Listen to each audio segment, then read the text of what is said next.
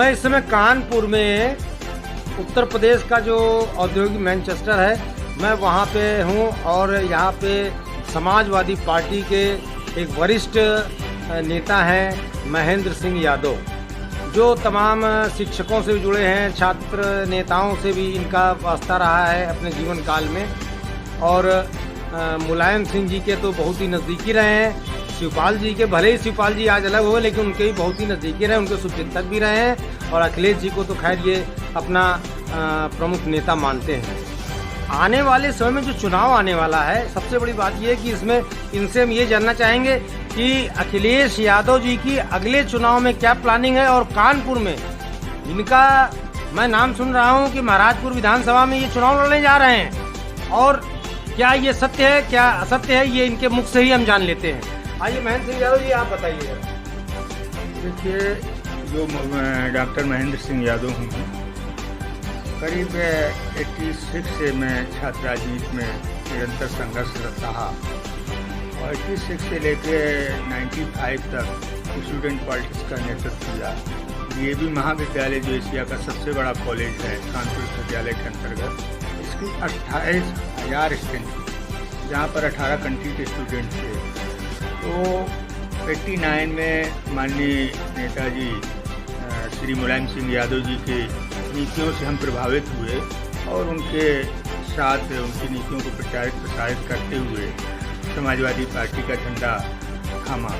और वो इसलिए थामा कि पूरे हिंदुस्तान में आज़ादी के बाद जो कार्य किसानों के लिए, नौजवानों के लिए, बुनकरों के लिए, दलितों के लिए, अक़लियत के भाइयों के लिए, व्यापारियों के लिए जो माननीय मुलायम सिंह जी यादव ने किया, वो किसी भी पार्टी के नेता या किसी भी दल के नेता ने या किसी भी पार्टी ने नहीं किया, वो समाजवादी पार्टी ने किया। चाहे वो किसानों का कर्जा माफ़ करने की बात रही हो, या स्वास्थ्य के संदर्भ में 7 रुपये का पर्चा 1 रुपये में करने की बात रही हो, या किसानों की बिजली मुहैया करने की बात रही हो, या छात्रों की एजुकेशन जो थी वो मुफ्त करने की बात रही हो, माननीय नेताजी ने ये कह रही है कि ये सब काम मैंने किया। अखिलेश सिंह यादव जी लोगों के विषय में जो जाना जाता है कि 2.5 साल बेचारे फंसे रहे, क्योंकि माननीय मुलायम सिंह यादव जी के जो वरिष्ठ नेतृत्व लोग है, लेकिन 2.5 साल में जो उन्होंने किया वो आज वही कार्यक्रम ये सरकार चला रही है। तो इस विषय में क्या कहेंगे, क्या सरकार उसी कार्यक्रम चला रही है अखिलेश सिंह यादव जी को? और अखिलेश सिंह यादव जी अगर आते हैं तो कैसे इस विषय पर उत्तर प्रदेश को विकास की राह पर खड़ा करें? लोगों को, गरीब लोगों को ठंडियों में कंबल वितरण किए, वस्त्र वितरण किया, और जो इसके पहले जब प्राधिकरण के बोर्ड मेंबर थे तो भूमाफियाओं का अरबों रुपए की जमीन पर कब्जा था, कानपुर की प्राधिकरण की जमीन, जिसको हमने माननीय राष्ट्रीय अध्यक्ष के जी अखिलेश यादव जी के निर्देश पर उस जमीन को मुक्त कराने का काम किया।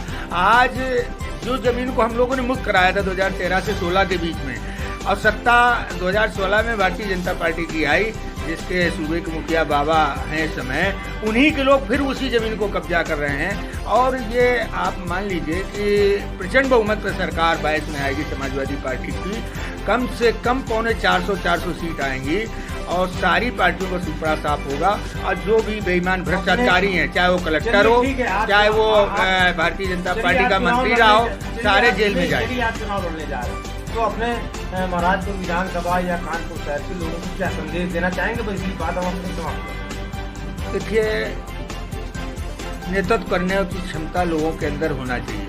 विधानसभा का अगर कोई विधायक बन जाए और वो विधायक ऐसा काम करे कि कोई भी न्यूसेंस होता है पब्लिक का, किसी का, चाहे वो नाली का विवाद हो, चाहे खरिंजे का विवाद हो, गांव में हो, वो थाने शिकायत नहीं पहुंचना चाहिए। एक सौहार्द वातावरण कायम करके उसको एक पंचायत के द्वारा अपने माध्यम से उसको वहीं निपटा देना चाहिए। गांव का सर्वांगीण विकास होना चाहिए, बच्चों को अच्छी स्वास्थ्य स्कूल की शिक्षा होना चाहिए, गरीबों को, मजदूरों को, व्यापारियों को अच्छी स्वास्थ्य सेवा होना चाहिए। ये सब हम काम करेंगे।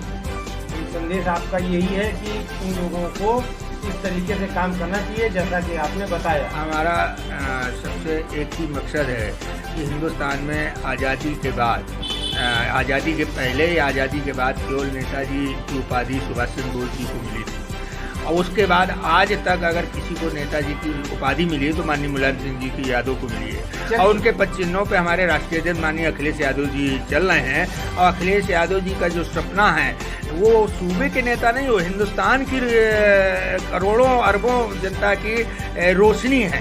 उनकी रोशनी को आगे बिखेरने का काम हम जैसे करकर्ता करेंगे। अभी एक सबसे बड़ा सवाल ये है कि उत्तर प्रदेश में कानपुर जैसे इतने बड़े औद्योगिक शहर में हम जिनसे चर्चा कर रहे हैं, डॉक्टर महेंद्र सिंह यादव एडवोकेट, ये महाराजपुर विधानसभा से चुनाव लड़ने की बाकायदा उन्होंने स्पष्ट कर दिया है कि मैंने भी अपील की है।